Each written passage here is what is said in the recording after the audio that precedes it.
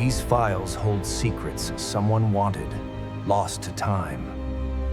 What happens when a massive ship sails into the most dangerous waters on Earth, signals that everything is fine, and then simply empties itself of life? Imagine finding a ghost ship, not a wreck at the bottom of the sea, but a pristine, five-masted schooner, driven hard onto the sands of North Carolina.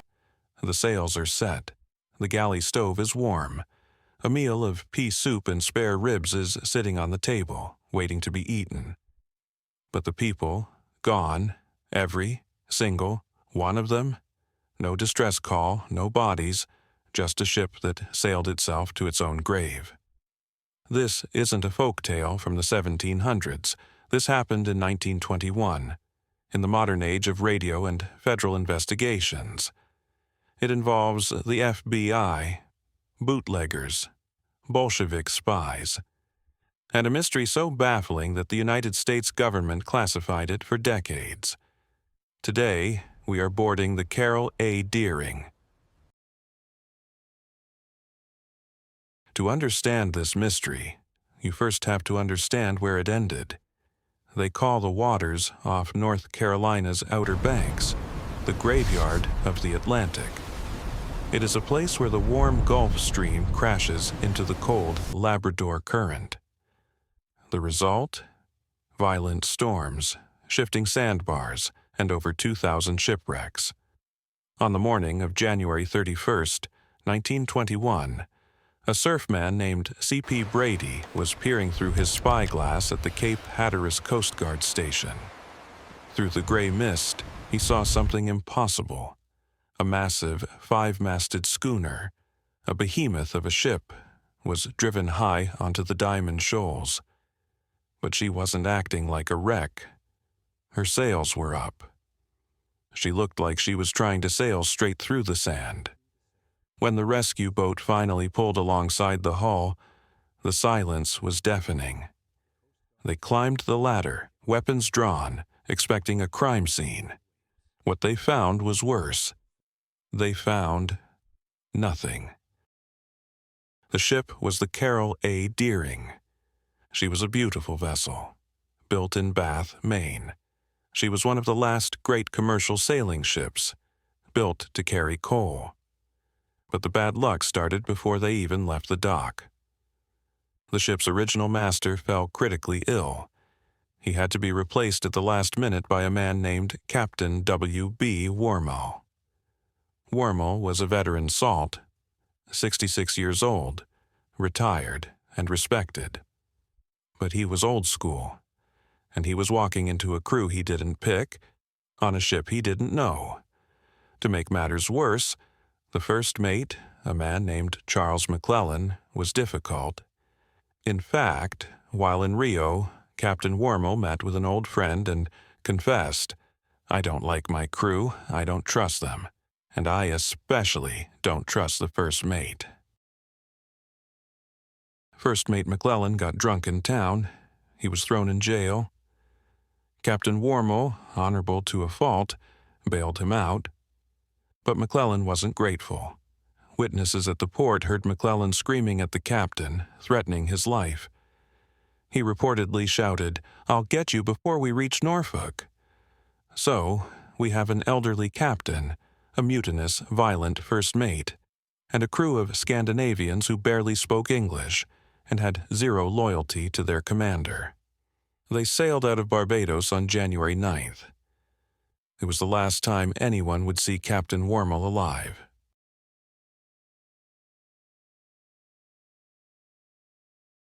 Let's go back to that moment the Coast Guard finally boarded the ship. Put yourself in their boots. The ship is groaning against the sand. The waves are crashing over the stern. You climb aboard. Here is what is missing. The lifeboats? Both of them are gone. The ship's logbook? Gone. The navigation equipment? Gone. The crew's personal effects? Gone. But here is what is there, in the galley. Food is on the stove. Coffee is in the pot. It suggests they were preparing to eat, or were right in the middle of eating, when something made them leave, instantly. But the most chilling clue was in the captain's cabin. On the captain's desk, there was a map, but the handwriting on the map changed. Up until January 23rd, the entries were in Captain Wormel's neat, disciplined hand. After January 23rd, the handwriting became a jagged, messy scrawl.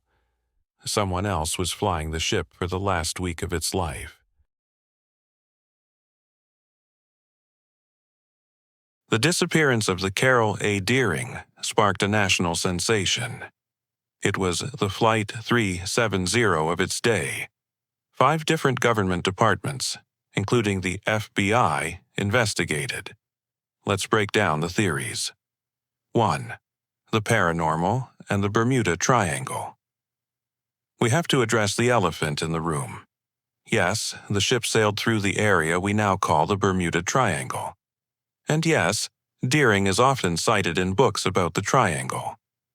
The spooky vanished into thin air element fits. But the ship made it past the triangle. It wrecked in North Carolina. While fun to speculate, we need to look for human causes first. 2. The Bolsheviks.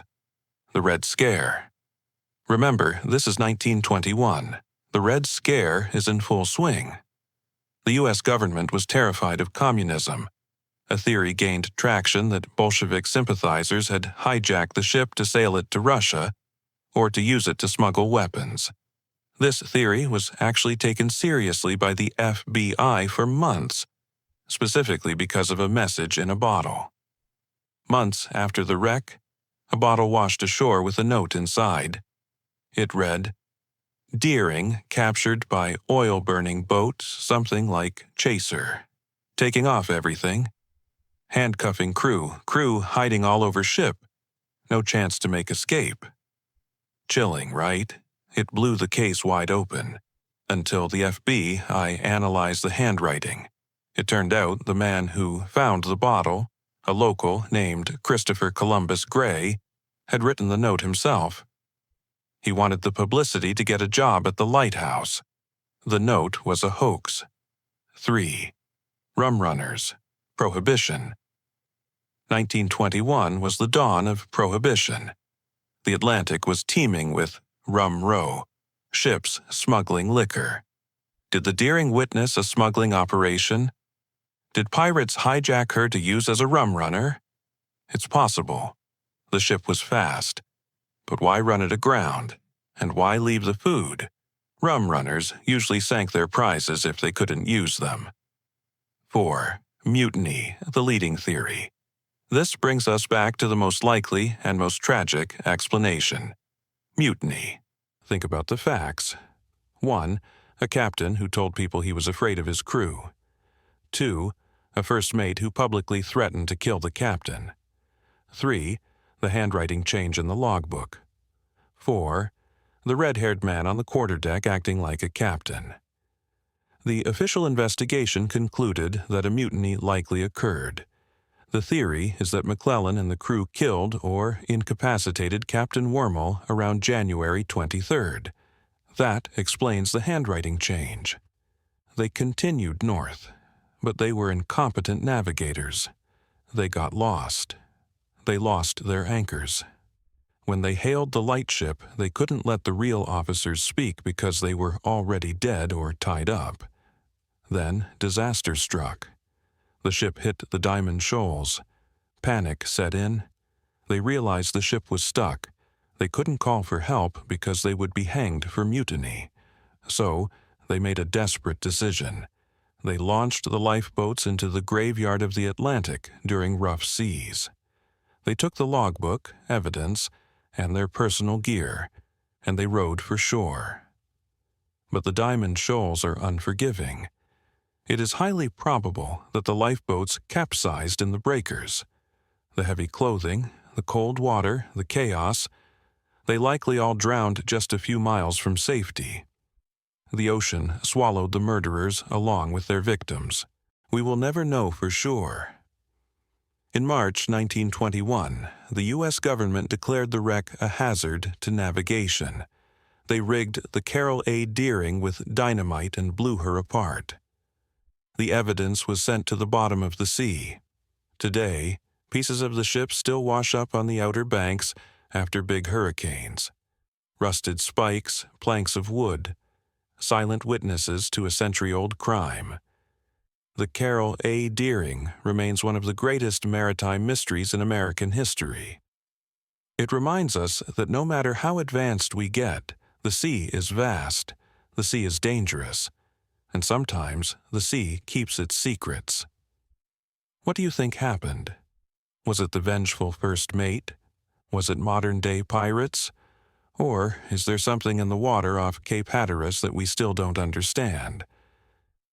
Let me know your theory in the comments below, and if you enjoyed this deep dive into the unknown, please hit that like button.